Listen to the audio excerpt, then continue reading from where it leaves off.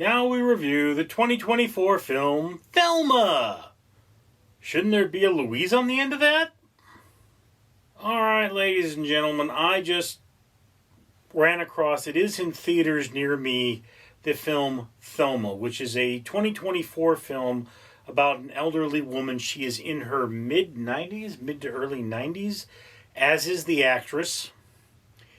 And what happens is she gets a phone call telling her that her grandson needs money for a lawyer. He's in the hospital, or in jail, been in a car accident, and the lawyer needs the money right away.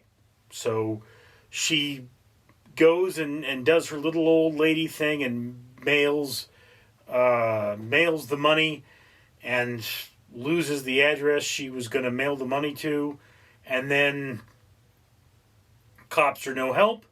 She finds the address she threw away, and now little old lady is going on a quest to get her money back.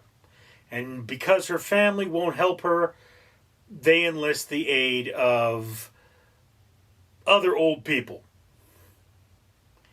This is a very bold film to make because you're dealing with actors that, I mean, when they're in their 90s, may not make it to the end of filming. So, really, this is, it's one of those films where I mean, you're dealing with the fact that people you have met, people you have worked with, and people you have enjoyed being around may not be around that much longer. All right? And this is a real thing that does happen. There are these people that scam you. I've gotten a number of texts recently, and by recently I mean within the last 6 months, of people being, "Oh, is this Kevin?" No, it's not Kevin. "Oh, I'm, Shauna from New York. There's a picture of me. Who are you? What do you look like?" No, sweetheart. I mean, I'm not going to go to New York, no matter how hot you are, and you're not that hot. And, not really understanding why you would be so interested in random people.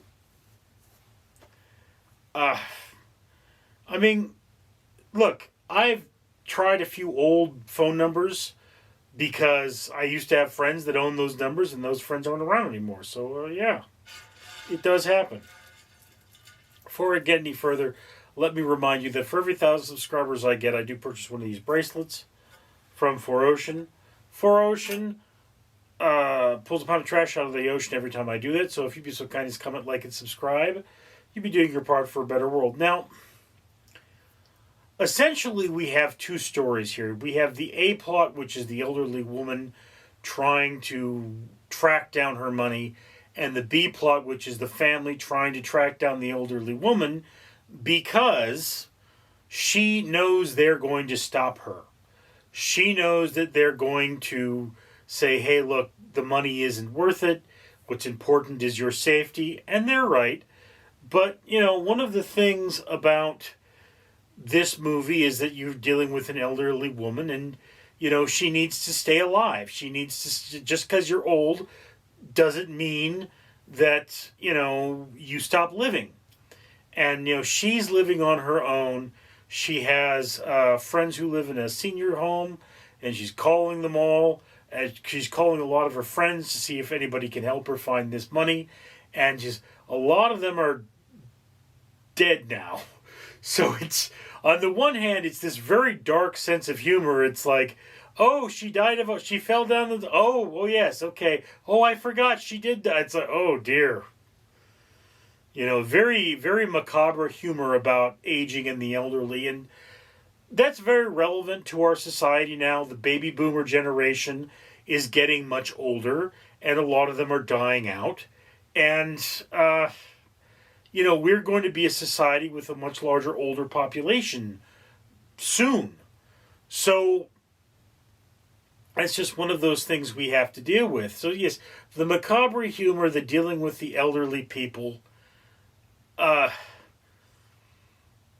it's neither here nor there. I mean, one of the things is that this old man is supposed to play Daddy Warbucks in a production of Annie at his senior center.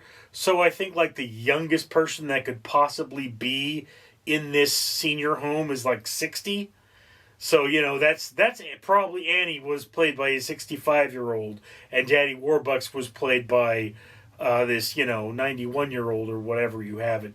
And that's one of those things that, if you live in a closed environment, you get who you can. You do what you have to do to keep surviving, to keep thriving. Just because you're old doesn't mean you're out. You shouldn't stop living because you reach a certain age. I know an elderly woman from Ireland, and because she had back pain, she literally sat there dancing about because she couldn't sit still as I talked to her last. And you know what? There's nothing wrong with that. You live until you die, and you make that choice. Either you die straight out, or you make the choice to stop living. And that's a beautiful part of this film. Now, the family, well, I thought there was more that was going to develop with that plot. I feel that something got pulled out of the movie there. One of the things that happens is that the grandson has lost his driver's license, and he hasn't gotten a new one, and he's doing a lot of, reckless driving to get to his grandmother. And I thought that was going to come into play at some point. There are other points with them that don't really come into play. And then, the last act of the movie takes place in an antique shop. I felt it was really intense. It was kind of a difficult moment because, it does keep you on pins and needles to the very last there. But then it ends on a brighter note. Not the brightest note in the world, but a brighter note. And yeah, so where does this leave us? This is kind of a slice of life film. It's very real. These are very real characters with very real problems. Literally after seeing this film, I went to the grocery store and there was a little old lady that looked just like Thelma right behind me. And I think she was even afraid of me. She was like this tall. So yeah. But, this film, I believe it's getting something like a 70.3 on IMDb, a 7.3 out of 10. On Rotten Tomatoes, it is getting a 99 from critics and like an 83 from audience. It's scoring very high.